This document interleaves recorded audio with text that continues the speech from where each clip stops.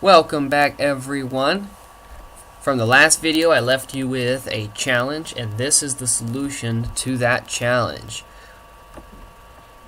So what I did is I assigned product to x times y. So if you didn't know, you may have had to look it up to find out that in JavaScript we use the asterisk for multiplication.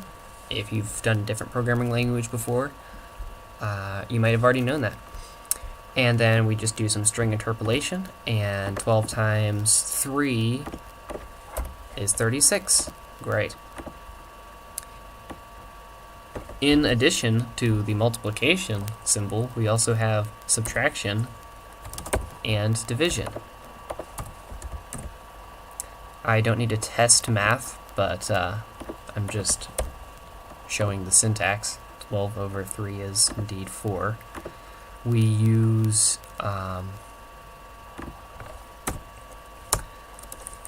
the / for division, and that would be because there's no symbol on the keyboard for the standard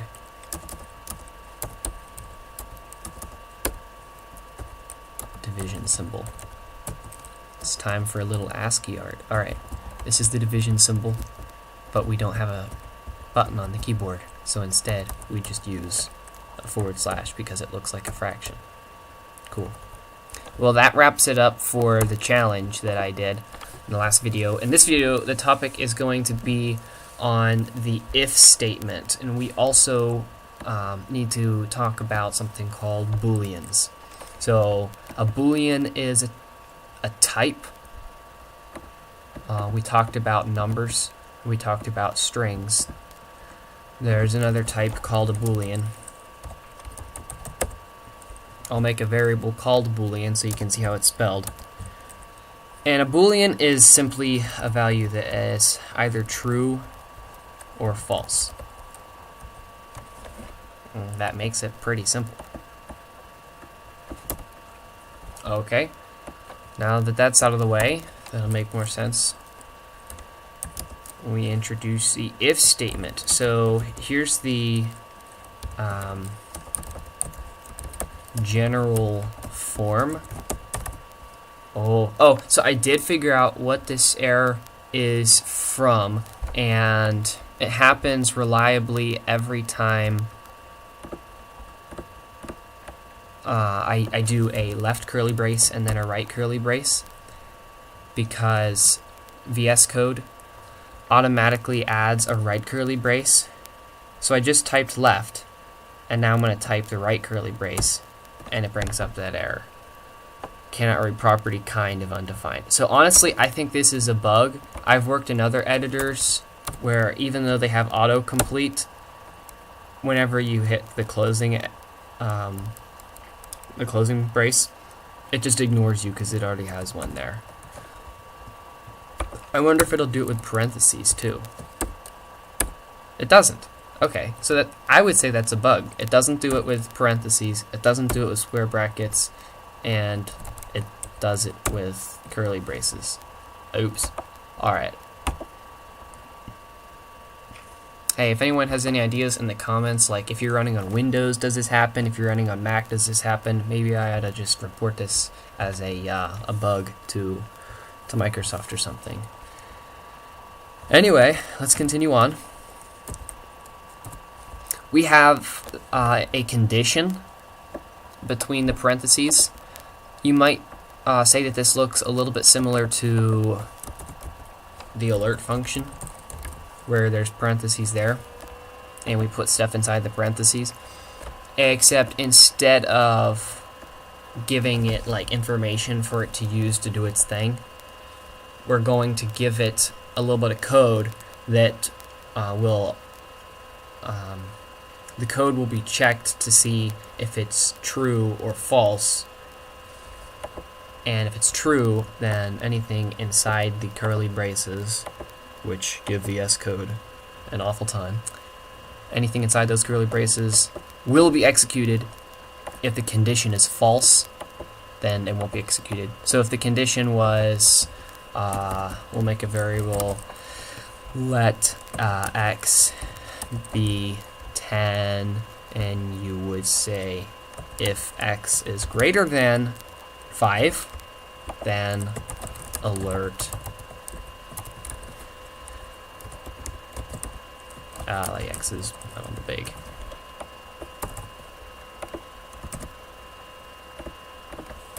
X is big.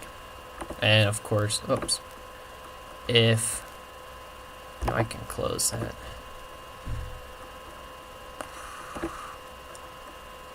If x is, yeah, we'll make it 1.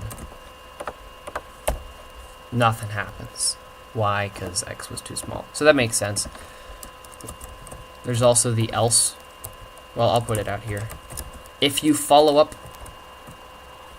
an if statement directly with an else keyword, then it will execute the else if the condition was false. Does it make sense? So if x is greater than 5, do this, else do that. Fair enough. So you know what? I won't even really give an example for that because that's fairly straightforward. And there's one other thing, one other variation, and that is you can put an else and then immediately put the word if. Put another condition, more braces. And in this case, it will check if this condition is true. If not, it'll move on and check if this condition is true. If it's false, it'll move on and run the else. Okay, and you can chain as many of these as you want. I can do an example for that. If x is greater than 5, we'll say x is big. If x is greater than 100, we'll say x is big. And else, well,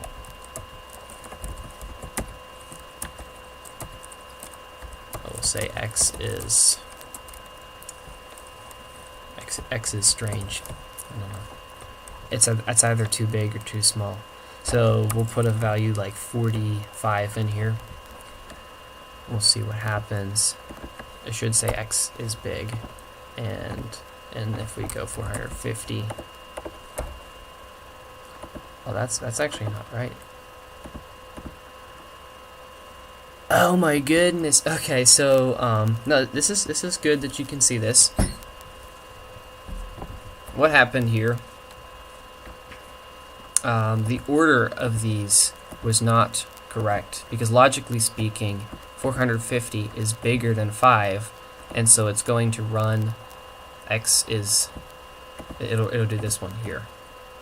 And as soon as this runs, it's not even going to look at that. It's not even going to look at that. It's going to move on to the whatever is down here.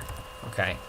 If we wanted it to make it work correctly, we would have to first check if it's bigger than 100 and then narrow it down to see if it's bigger than 5.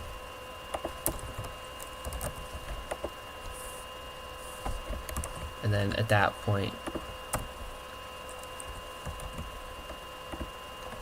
we should, yeah.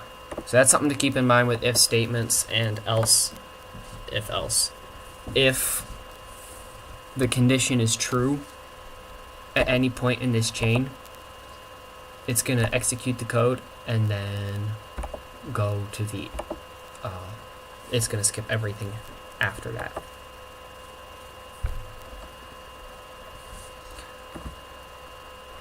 Well, that's pretty much it for if, else, if, and else. It's fairly logical, but the hardest part is getting the syntax down. You know what? There is actually one thing I didn't mention yet, and that's whenever you have just one line of code that you're running inside one of these blocks, you don't have to use curly braces. Inside the curly braces, you can put multiple lines of code and do a bunch of stuff. But if you only have one thing to do, you can actually put it on the same line. Okay. And that'll work just as well. Again, it will only work if you are executing a single line. And ultimately, I personally don't recommend doing this because the curly braces make it very explicit what is going on. Some people will even go down and tab it in like this, and this still works, but then if you have other code coming after it, I would prefer to just put curly braces in because you just can't make a mistake that way. So, do as you will.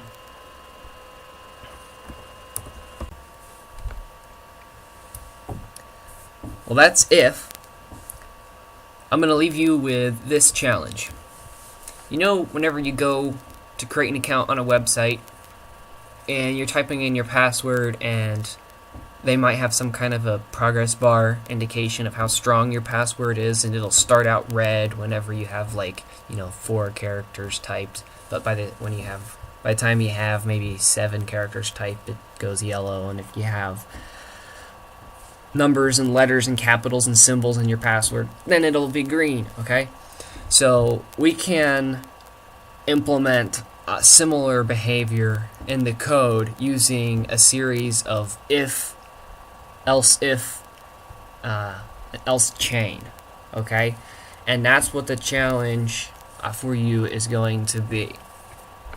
We're going to simulate just a password length. Okay, so have a variable called password length, and you can set it to whatever you want to test the program. And then what I want the program to do is, if the password is less than 5, then it should alert red, I guess. And if the password is more than 5 but less than 7, it should alert yellow, and if it's more than 7, it should alert green. Alright, that's the challenge, and it has at least somewhat practical use. Okay? See you in the next video.